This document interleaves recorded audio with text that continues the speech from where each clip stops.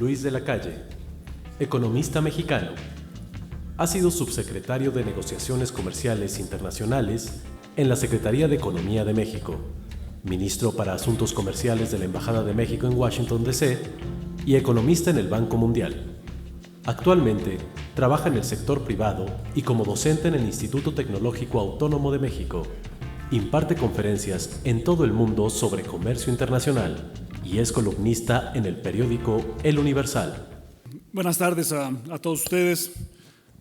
Quisiera, antes de iniciar, agradecer, por supuesto, la muy cálida invitación que me han hecho para participar en este foro tan importante. Quisiera, por supuesto, felicitar a México Unido contra la Delincuencia y a todos los otros organismos que participan en este foro, que yo creo que por el solo hecho de existir, de darse, hace una contribución muy importante a tratar de entender un fenómeno que es altamente complejo y que es fundamental en el periodo de introspección que tenemos en México de cómo construir un país moderno.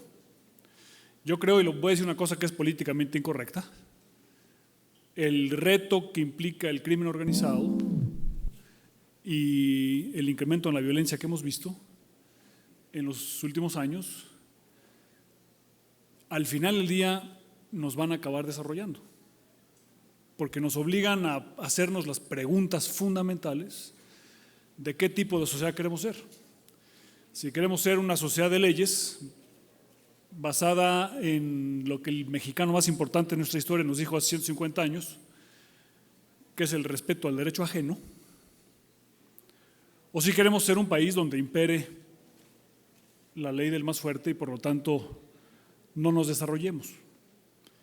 Somos siempre un poco el país de la revolución inacabada, y la revolución inacabada es precisamente el respeto al derecho ajeno. Y lo más fácil sería decir, el problema, además lo podemos decir yo creo con mucha justificación, el principal problema del narcotráfico son los Estados Unidos y por lo tanto pues nosotros somos solamente un país de paso y yo creo que sería una actitud fácil pero errónea y más bien que este ejercicio nos lleve a hacer una reflexión sobre cómo tenemos que modernizar el país en todo lo que hacemos para auténticamente transformarlo. Porque los problemas que tenemos hoy en día han hecho evidente la enorme debilidad institucional del país y las dificultades que tenemos en enfrentar el reto del crimen organizado y de la epidemia que tenemos de crecimiento de otros crímenes y de inseguridad, pues hacen evidente que en México no estamos bien preparados para realmente contar con un auténtico Estado de Derecho, basado en la premisa de Benito Juárez, que es el respeto al derecho ajeno. Porque el día que respetemos el derecho ajeno, habremos creado una sociedad donde el narcotraficante no puede camuflearse.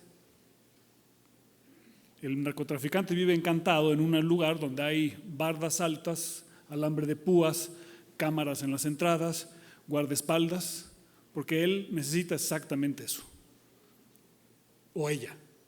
Pero no puede un narcotraficante vivir en una sociedad donde la gente no se pase el alto, donde se cruza las calles arriba de las cebras, donde la gente paga sus impuestos, donde hay transparencia y donde no hay guardaespaldas y donde hay parquímetros que sí se pagan. Entonces, un poco me gusta mucho el hecho de que ustedes organicen este evento y, como bien decía Luis al final, que sea la sociedad civil la que presione al sistema político, a los políticos, para realmente modernizarnos, porque yo siento que el mexicano promedio es mucho más moderno que nuestros políticos. Ahora, los economistas nos gusta hacer muchos supuestos, y ustedes están haciendo un supuesto al invitarme, por lo menos a mí, no sé si a Carlos, de que sabemos de este tema, y yo les puedo asegurar con absoluta convicción que sé de muy pocas cosas, pero de seguridad no sé casi nada.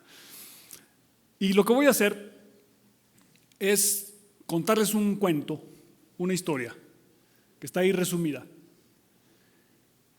y que un poco permeaba, sobre todo en el panel anterior, sobre la diferencia entre México y Estados Unidos en materia de crimen organizado y narcotráfico, básicamente en términos de que nosotros vivimos, no solamente en este tema, sino que también en otros, una economía, una sociedad oligopólica,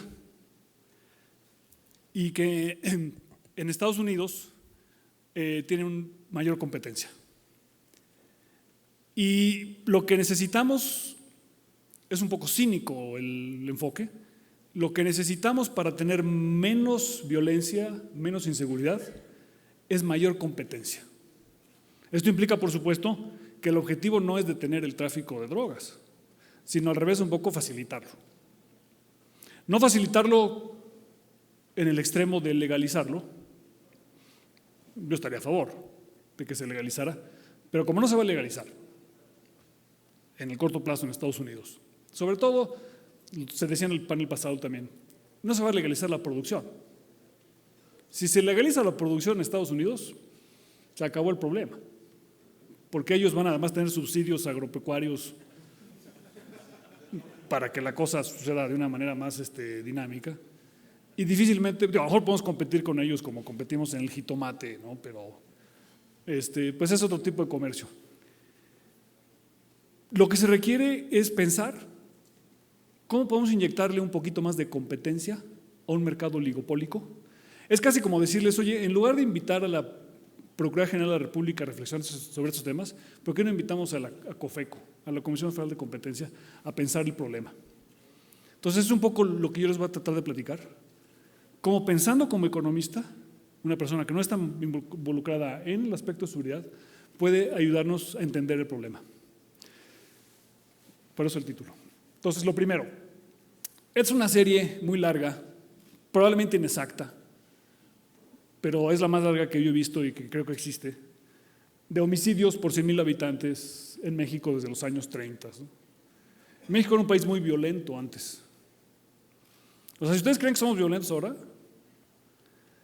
digo, ustedes muchos están jóvenes, pero cuando nosotros estábamos más jóvenes, íbamos a Acapulco de niños, al estado de Guerrero, todo el mundo estaba armado. Todo el mundo estaba armado. En la Costa Grande, todo el mundo se mataba. Era una cosa espantosa. Lo que pasa es que no salía bueno, no había Reforma, había Excelsior, pero no salía en el Excelsior. Bueno, sí salía, pero salía en la página roja. No salía en la primera plana. Y eran otro tipo de muertes, pero había muchas y muchas más. Y aquí lo que es curioso en esta gráfica es que hubo un descenso en la criminalidad en México en materia de homicidios por cada 100,000 habitantes, y luego nos estabilizamos durante un par de décadas en 20. Y al final de Cedillo empezó a bajar de una manera muy importante. Y durante Fox bajó todavía más, hasta más o menos 10 homicidios por cada 100,000 habitantes. Y lo que hemos visto en los últimos años, a partir de 2007, es un incremento de 10 a 20. Estamos en el mismo nivel que teníamos en los años 90. Si hubiéramos sido más inteligentes y nos hubiéramos quedado en 19 muertos por cada 100,000 habitantes parejo, nadie hubiera notado la criminalidad en el país. Oye, ¿qué país tan estable? 19, ¿no? El problema es que nos fuimos a 10. Y cuando nos fuimos a 10, la gente, luego nos fuimos a 20, ¿no? Entonces la gente dice, oye, ¿por qué subimos de 10 a 20? Pero fíjense qué interesante. Hay una cosa muy importante. Hay enormes problemas de medición. O sea, estos datos no los crean, pero más o menos les indica la tendencia, ¿no? O sea, uno es, hoy en México, y qué bueno, nos tenemos que felicitar, se ha vuelto inaceptable que estemos en 20. Es un gran progreso. Hace algunos años era perfectamente aceptable para la sociedad mexicana que muriera gente en Chiapas, que murieran guatemaltecos cruzando México, o que murieran grupos que disputaban tierras en la Sierra de Oaxaca. Hoy en día, para el mexicano es inaceptable que encontremos a 70 guatemaltecos muertos en el estado de donde viene Carlos Heredia, en Tamaulipas. Es muy positivo. Y es muy positivo que nos preguntemos por qué subió de 10 a 20. Ahora, yo creo que todas las explicaciones y las regresiones que ha corrido Alejandro y Eduardo tratan de explicar la subida. Pero yo creo que es una historia incompleta hasta que no entendamos la bajada. ¿Por qué pasamos de 20, 19 a 10? O sea, ¿a poco México ha cambiado tan estructuralmente, tan radicalmente como para que el éxito que tuvimos aquí no lo podamos replicar? ¿O a poco las policías eran mejores en 2006? ¿O el sistema judicial era muy eficiente en 2006 y teníamos cárceles que no creaban crimen en 2006 y 2005? O sea, ¿ustedes creen que las cárceles en 2005 eran mejor que hoy? ¿Y las policías? En 2005 teníamos 10 y hoy tenemos 20. Entonces, bueno, hay una hipótesis de que esta bajada no es tanto por un fortalecimiento institucional, sino por un debilitamiento y un pecado de omisión. A lo mejor se murió poca gente porque no hicimos nada y ahora estamos pagando el costo acumulado de no haber hecho. Son hipótesis. Pero creo que es una hipótesis que hay que considerar. Entonces, digamos, este es el punto. Primer punto. O sea, la violencia en México es muy extendida, es muy importante, pero también está concentrada en algunos estados. Entonces, las explicaciones regionales también son importantes y tienen una razón de ser. ¿Okay? Bueno, este es el preludio de la economía. Aquí está. Los monopolistas tienen una renta y esta renta se mide por la diferencia entre el costo y el precio de venta. Esta renta en México se llama la frontera con Estados Unidos. Un kilo de cocaína del lado mexicano vale mucho menos que un kilo de cocaína del lado de los Estados Unidos. Entonces, la clave para resolver el problema de las enormes ganancias del crimen organizado es disminuir la renta. Hacer este rectángulo, que es precio por cantidad disminuido del costo, un poquito más pequeño. ¿Cómo le haces para disminuir la renta de un producto? Bueno, eso es muy sencillo. Le creas competencia, sustitutos. ¿Cómo se miden los sustitutos en economía? Con la elasticidad de la demanda. La elasticidad de la demanda quiere decir que la demanda es más horizontal. Esta línea azul se vuelve más horizontal. Entre más sustitutos haya y más competencia haya, el precio va a ser menor, la renta va a ser menor y por lo tanto el incentivo para cometer crímenes es menor. El incremento de la criminalidad es proporcional al incentivo a obtener una renta o arrebatarle a alguien que tiene la renta que ya tiene. Entonces, un monopolista lo que trata de hacer es proteger su renta, o un oligopolista, y está dispuesto a matar por ella. Este análisis supone, un corolario de este análisis supone que en marihuana no hay muertos. Bueno, no exagero, hay pocos muertos comparados con cocaína. ¿Por qué? Porque la renta que obtienes de cruzar un kilo de marihuana a México-Estados Unidos es muy pequeña. O sea, puedes vender mucha marihuana, pero tienes muy pocas utilidades extraordinarias. Porque si tú subes el precio de la marihuana 3% y tratas de exportar marihuana más cara a Estados Unidos, inmediatamente se produce más marihuana en Colorado, en California, en British Columbia y en los sótanos de las casas de las personas. Entonces tu renta se extingue. Entonces, si tú tratas de exagerar el precio de la marihuana, alguien te compite, hay sustitutos muy claros y el precio de la marihuana baja y baja tu renta. En cambio, la cocaína y la metanfetamina no se producen en América del Norte. Las hojas de coca no crecen en las rocallosas y la efedrina no se produce en América del Norte, hay que importarla de Asia o de Europa. Entonces, la renta consiste en cruzar la frontera con Estados Unidos. Entonces, para esa renta que genera crimen organizado y genera recursos muy grandes para los criminales que luego andan expandiendo su actividad criminal en el país con ese dinero, la manera de atacarla es no tanto mandarles a la policía, sino meterles competencia para que no sean oligopolio, no tengan renta y entonces no tengan un pretexto para protegerla, ni para buscarla, quitársela al otro porque el otro tampoco la tiene. O sea, llegar un poco a la marihuana, esa sería la idea. Que la cocaína y las metanfetaminas fueran como la marihuana con sustitutos en Estados Unidos. Si la tienes la demanda más elástica, o sea, la curva se te hace más horizontal inmediatamente te baja la renta.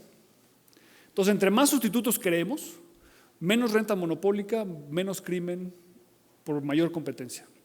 ¿Cómo le inyectas más competencia al mercado de la metanfetamina y de la cocaína? Bueno, se los voy a adelantar, es muy sencillo. O creas sustitutos, drogas que son sustitutas de estas dos, o multiplicas el número de puntos de cruce de entrada a los Estados Unidos.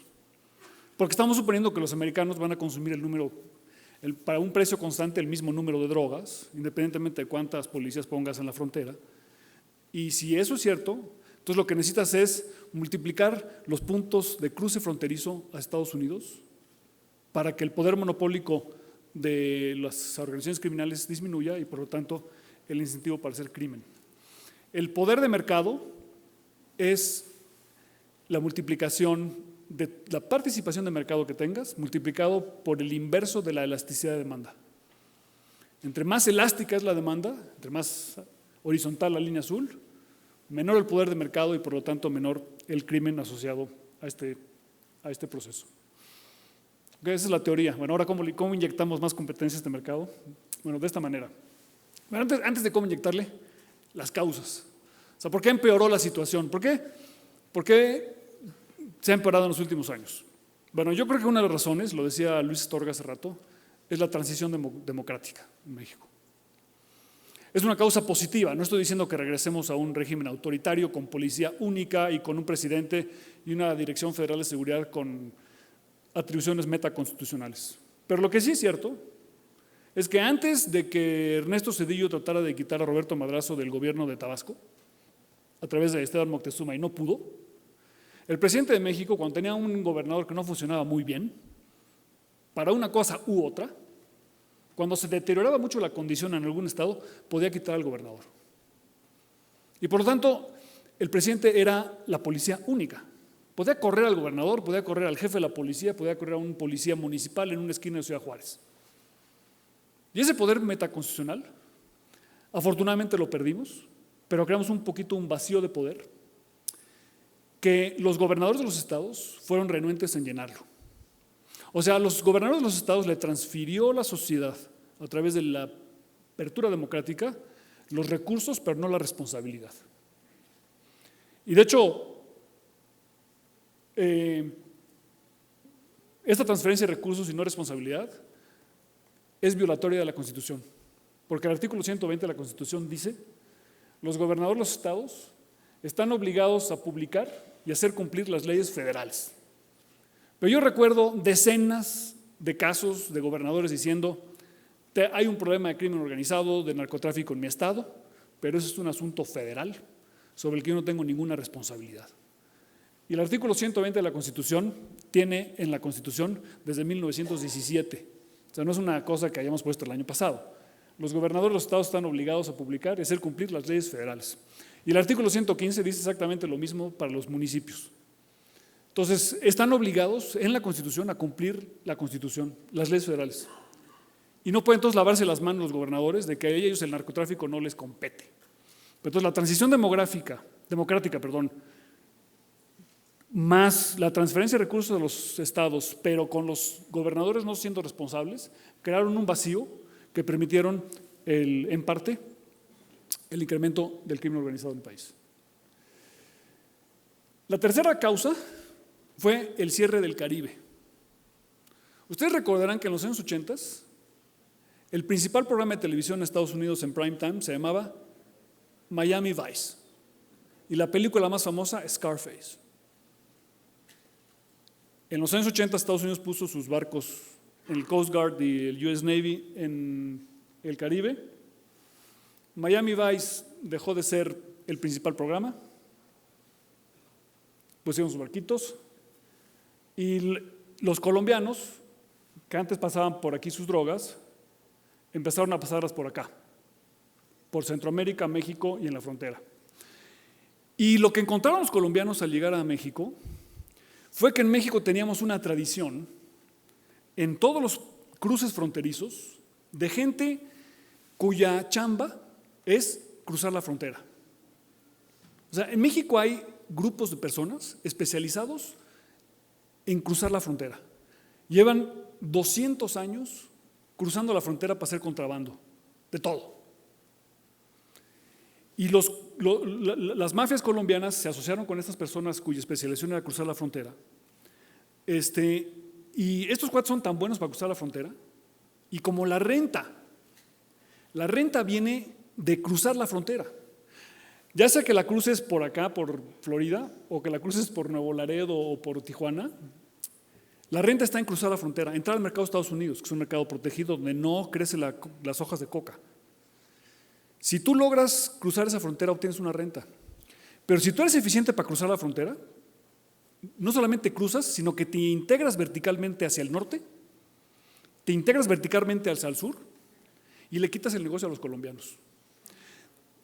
Álvaro Uribe tuvo éxito por muchas razones, por el trabajo que habían hecho Antanas Mockus y Guajardo en Medellín y en Bogotá, las reformas que habían hecho en su policía, su sistema judicial, pero sobre todo tuvieron éxito porque enfrentaron a carteles colombianos que habían perdido su renta monopólica y porque se le habían transferido a los carteles mexicanos especializados en el cruce fronterizo. O sea, se enfrentaron a carteles relativamente debilitados. Y lo que sucedió fue que esta especialización en el cruce fronterizo, los contrabandistas mexicanos, actúan básicamente en 6 mercados. O sea, está bastante concentrado. No hay competencia pura, sino que hay oligopolio en 6 mercados: en Tijuana, Nogales, Juárez, Nuevo Laredo, Reynosa y Matamoros. ¿Cómo funciona el tráfico de cocaína? O sea, se incautan más o menos 30 toneladas al año. Estados Unidos debe consumir como 150 por ahí toneladas. Las 30 toneladas que se incautan en la frontera México-Estados Unidos se incautan en 6 puntos, que son estos. Y la incautación promedio es un kilo. O sea, se pasa 1 kilo a la vez. ¿Por qué se pasa 1 kilo a la vez? Porque si tú vas a mandar 100 toneladas de cocaína desde México a Estados Unidos al año, 100 toneladas caben en 6 camiones. ¿Saben ustedes cuántos camiones pasan diario México a Estados Unidos? 40,000. 40,000 diarios camiones. Con 6 camiones tenemos todo el año. Pero no pasan en 6 camiones. ¿Por qué? Porque si te tienen unos 6 camiones, no, hombre, el negocio, pues imagínate la pérdida. Entonces es mucho mejor pasarlo 1 kilo a la vez. Para pasarlo 1 kilo a la vez, necesitas un nivel de complicidad de todo el pueblo, porque necesitas cientos de gente que te ayuden a cruzar. Y por lo tanto necesitas controlar a la policía, controlar los comercios locales que te ayudan en el cruce fronterizo y tener amigos en todo el sistema de distribución y de cruce fronterizo del lado mexicano y del lado de Estados Unidos, porque esa es tu especialidad. El problema es cuando aprendes como criminal que el control de la ciudad es clave para poder hacer esto y que puedes empezar a sustituir al Estado, puedes empezar a cobrar impuestos. Ellos le llaman extorsión, pero en realidad están cobrando impuestos. O sea, cuando el Estado no puede cobrar impuestos, el crimen lo cobra. Si los policías extorsionan a tintorerías y misceláneas en Tampico y les piden 10,000 pesos al mes, ¿por qué nos vamos a sorprender que cuando los Zetas llegan también cobren 10,000 pesos al mes? Se hacen lo mismo que los policías. De hecho, están cobrando un derecho de piso, que es el impuesto predial, que es extorsión. El ciudadano está dispuesto a que te extorsionen una vez, o el Estado o el criminal, pero no 2 veces. Por eso los parquímetros aquí en Polanco, cuando pones parquímetros se van los franeleros, porque tú como ciudadano dices que me extorsiona a mí el Estado una vez, pero no el franelero y el Estado. Bueno, lo mismo sucede con el cobro de derecho de piso. Si el gobierno cobra el impuesto predial porque se ausenta el gobierno, porque el grupo criminal controla el pueblo para poder cruzar 1 kilo de cocaína a la vez, sustituyen al Estado y acaban cobrando impuestos que le llaman derecho de piso. El problema es que cuando se dan cuenta que ese modelito de negocio funciona en Tijuana y luego en Juárez y luego en Nuevo Laredo, dicen, oye, ¿por qué no también lo voy a exportar a Tampico? Y lo exporto también a Ciudad Victoria. Y por supuesto lo exporto, ahí no lo exporto, ahí lo tengo en Lázaro y en Manzanillo, porque por ahí entra la efedrina. Esa es, digamos, una causa. Aquí pueden ver las rutas de la cocaína según el Department of Justice. Todo entra por México, ¿no? Aquí ya por Miami no entra nada y luego se reparte por todo Estados Unidos. Luego tienes, por ejemplo, la metanfetamina. La metanfetamina se hace con efedrina. ¿Ustedes no saben quién fue Urdaneta? Bueno, si visitan el museo a lo mejor encuentran una placa ahí de Urdaneta en este museo. Urdaneta fue un gran marino vasco del siglo XVI que descubrió la ruta óptima para ir de Shanghái, Manila a Acapulco y pasa por Los Ángeles. O sea, el barco sube al norte y baja. Los barcos que van a Lázaro Cárdenas y a Manzanillo que traen efedrina pasan por Los Ángeles, porque es la ruta óptima desde el siglo XVI.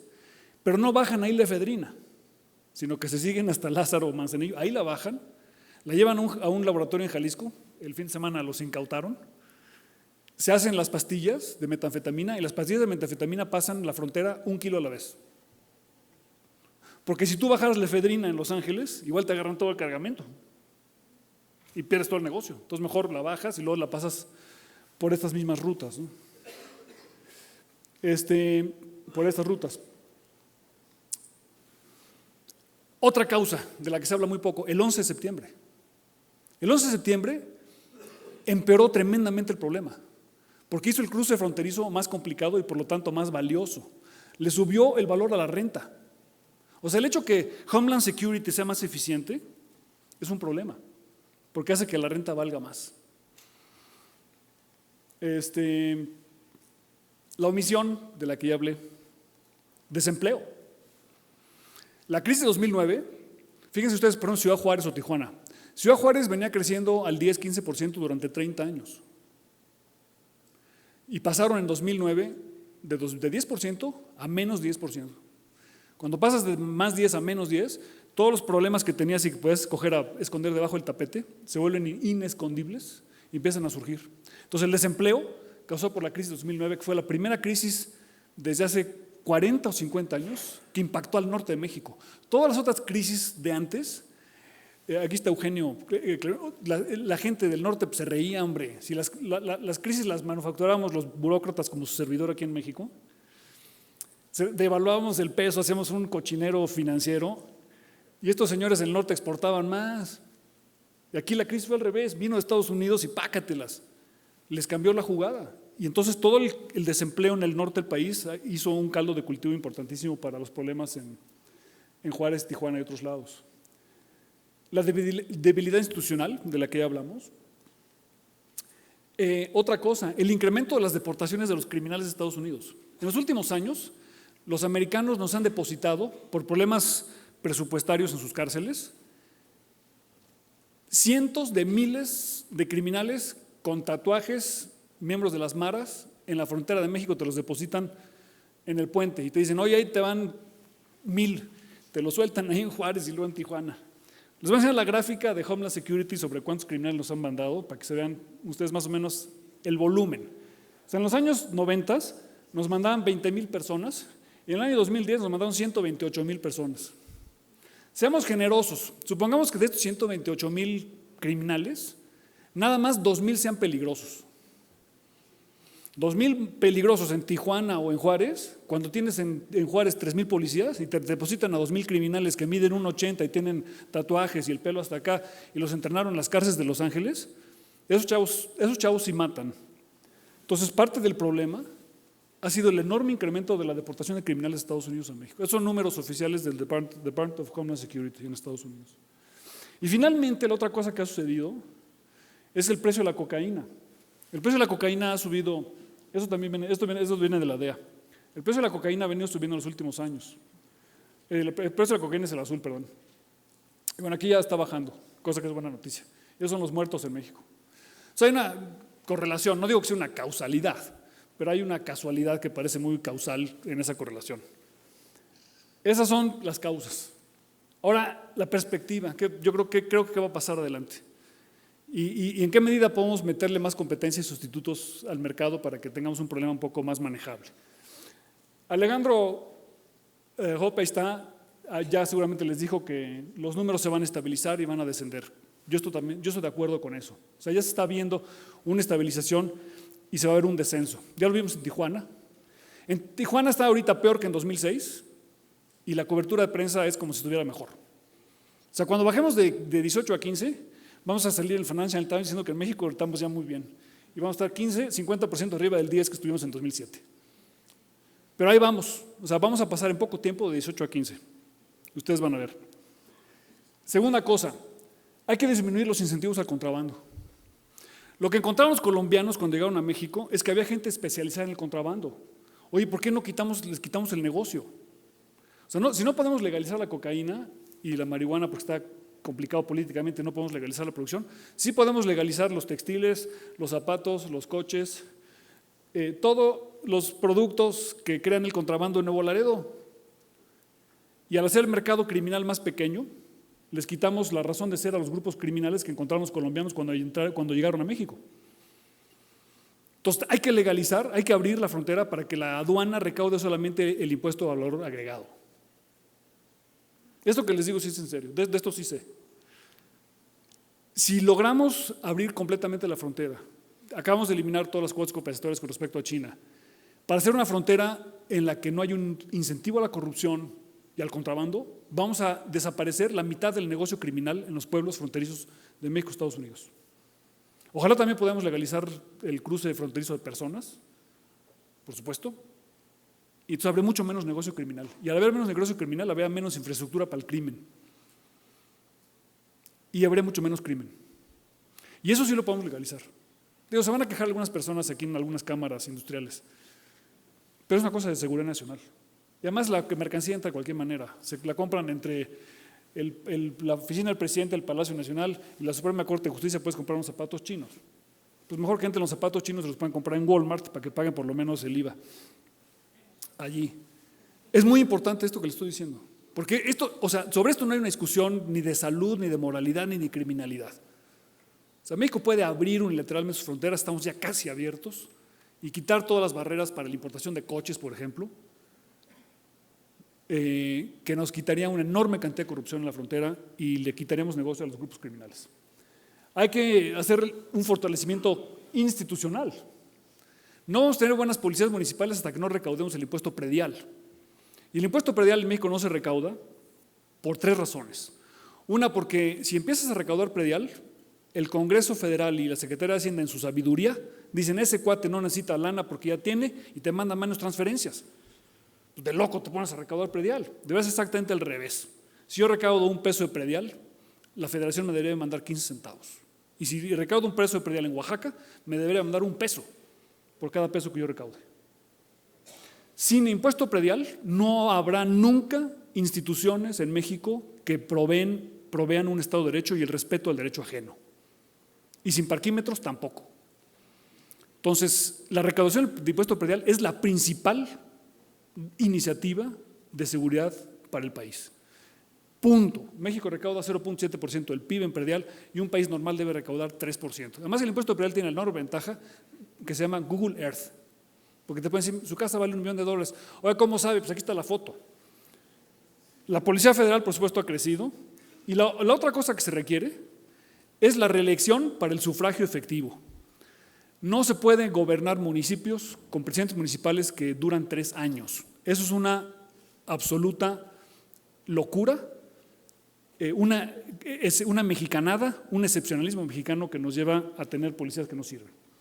El predial está recaudando un poquito más, la policía ha crecido, pero todavía es insuficiente, y la reelección de presidentes municipales está atorada en la Cámara de Diputados por un grupo de políticos que ustedes saben quiénes son, y cuando se presenten en un evento les deben decir: señor candidato, necesitamos la reelección de presidentes municipales. El crecimiento de la clase media va a exigirle a los políticos que haya más seguridad. Necesitamos multiplicar cruces fronterizos. O sea, la manera de meterles más competencia a estos cuates es hacer más puentes, más cruces, más garitas, porque les complicas el negocio al pulverizarlo. Entonces, lo que necesitamos es convencer a Estados Unidos de hacer mucho más cruces fronterizos en toda la frontera, para que tengas así, competencia, para que todo pueda pasar por más puntos. Necesitamos más puntos de entrada a Estados Unidos, no solamente en la frontera mexicana, sino necesitamos, por ejemplo, como en el trasiego de drogas artificiales para producir éxtasis y otros, que entran por Canadá. Miren, por Canadá entran un chorro. Bueno, necesitamos que entren más cosas por Canadá. No quiero echarle a perder las cosas a los canadienses, pero si entran más cosas por Canadá, baja el poder monopólico de los grupos que controlan la frontera sur. Ya está sucediendo, nada más necesitamos que acelere este proceso. Necesitamos también, bueno, la marihuana pues ya se produce en todos lados, ¿no? Aquí puedes ver, por ejemplo, marihuana producida en British Columbia y en Colorado, que te crea competencia. Por eso no muere la gente en marihuana, creo. Necesitamos Mac Doctor House, Vicodin. Si los americanos quieren drogarse con cosas, pues ahí tienen en CVS Pharmacy todo lo que necesitan. Se los digo en serio. O sea, si los psicólogos pudieran recetar en Estados Unidos psicotrópicos a través de las farmacias, eso le crea un sustituto a la cocaína en México y de Colombia. Claro. O sea, si a los americanos les encanta ese rollo, pues, que lo usen. Bueno, que desarrollen hojas de coca que crezcan en las rocallosas. O sea, yo creo que no hay ninguna contribución más grande que pudiera hacer UC Davis, la University of California Davis, que hacer hojas de coca que crezcan en las rocallosas. En el momento que crezcan las hojas de coca en las rocallosas, se acaba el problema. Digo, no se acaba, se disminuye. Independientemente de que la legalicen o no, porque marihuana ya producen en sus parques nacionales. Y finalmente, bueno, la otra cosa que va a suceder es que va a regresar Miami Vice, porque ya está subiendo el número de homicidios en Jamaica, en Puerto Rico, y Cuba ahorita es muy eficiente, pero en unos años no lo será. Y entonces, en lugar de ver en prime time Doctor House, verán ustedes Miami Vice. Muchas gracias. La primera pregunta que me hacen es ¿por qué no produce efedrina Estados Unidos? Se producía antes y la efedrina se produce solamente ahora en Europa, en Alemania, en China y en la India. Son laboratorios, los precursores químicos que se utilizan generalmente no se producen en América del Norte. Me preguntan que si no sería descabellado cerrar la frontera y controlar solamente un punto de cruce. Yo creo que si hiciéramos eso tendríamos exactamente al revés, tendríamos un monopolio de un grupo que controlaría todo y lo que queremos es precisamente, bueno, desde mi punto de vista, un poquito más de competencia, que haya más puntos de cruce para que haya una renta menor y con la renta menor menos incentivo a la criminalidad. A ver si entendí bien. La renta baja, la demanda sube, la competencia aumenta, la violencia baja. ¿Es así? Casi. Lo voy a corregir. La renta baja, la cantidad demandada sube, la competencia aumenta, la violencia baja. Es un chiste de economista. Los economistas distinguimos entre la demanda y la cantidad demandada. Pero sí, efectivamente es correcta la expresión. Luis de la Calle no tocó el problema del mercado nacional, que se estima genera el 80% de la violencia, no por sus ingresos, sino por su capacidad de reclutar. Bueno, efectivamente me hice referencia yo sobre todo al mercado de los Estados Unidos, pero yo creo, por las cifras que he visto, sin ser experto, que el principal problema en términos de generación de recursos y de riqueza que promueven a las bandas criminales que son realmente complejas es el trasiego de drogas hacia los Estados Unidos. O sea, en México no tenemos ni el tamaño del mercado ni el consumo suficientemente grandes para que las organizaciones criminales que se dedicaran en México a la venta de narcóticos fueran suficientemente grandes para retar la existencia del Estado. No digo que sea un asunto de una solución fácil, lo explicaba con gran elocuencia Carlos Heredia las dificultades que implica establecer el Estado de Derecho cuando el Estado ha desaparecido. Pero una cosa es la formación de policías para evitar la extorsión y la ausencia del Estado que es suplantado por grupos criminales que suplantan al Estado, y otra cosa es luchar contra grupos criminales que tienen una enorme cantidad de recursos producto del trasiego con las drogas con Estados Unidos. Desgraciadamente no podemos solucionar el problema a menos de que en Estados Unidos bajara significativamente la demanda, y como yo soy un poco escéptico de que eso vaya a suceder, lo que necesitamos es diversificar las fuentes de oferta, más que tratar de solamente esperar que va a bajar un día la demanda en Estados Unidos. ¿Quiénes son los políticos que paran la reelección de los presidentes municipales? Bueno, hubo una iniciativa de ley para reformar la Constitución que desde la Revolución Mexicana prohíbe la reelección. Esa iniciativa pasó el Senado de la República con votos de los 3 partidos políticos y está detenida en la Cámara de Diputados por Francisco Rojas y sus personas asociadas a él. Entonces, yo creo que sí es muy importante que en México, porque además la reforma que están proponiendo, la reforma constitucional, no es decir va a haber reelección de presidentes municipales, sino solamente dejarle a los estados a que modifiquen sus constituciones para que ellos mismos decidan si quieren reelección de presidentes municipales y en qué modalidad. Pero que hay que ser un poco prácticos. Por ejemplo, el delegado de Iztapalapa o el presidente municipal de Ecatepec, que son municipios, delegaciones muy grandes, las más grandes del país. El primer año, si son buenos, descubren su estado, su municipio. El segundo año trabajan, invierten, y el tercer año buscan trabajo. Ese es el bueno. Obviamente con 3 años el incentivo para recaudar predial, para entrenar a la policía, invertir en su policía, entrenar en toda la parte, por ejemplo, de campañas para disminuir el consumo de narcóticos o tener parques, hacer metros. Imagínense ustedes que se tiene que construir un aeropuerto en un municipio importante. Pues ningún presidente municipal lo va a poder construir si el señor dura 3 años. Es imposible. Y México es el único país del mundo donde los presidentes municipales duran 3 años. Entonces, o todo el resto del mundo está equivocado o México está correcto. Entonces, no se requiere ser un neurocirujano para saber quién está equivocado. El alcalde de Nueva York dura 15 años, en París 20, y París está limpio, y México pues no tanto, ¿eh? Más o menos limpio París. Una pregunta más, Luis. Dice aquí, Luis de la Calle dijo, el crecimiento de la clase media será un elemento de presión para la clase política. ¿Cuál crecimiento de la clase media? ¿Cuánto estima que crezca próximamente? Bueno, esa es una pregunta que requeriría un análisis más grande, amplio, pero yo creo que en México el principal fenómeno sociológico y económico en los últimos años del país es que, independientemente de cómo lo midamos, aunque hay un gran debate sobre cómo medirlo, hoy en día la mayoría de los mexicanos son o somos de clase media, es decir, más del 50%.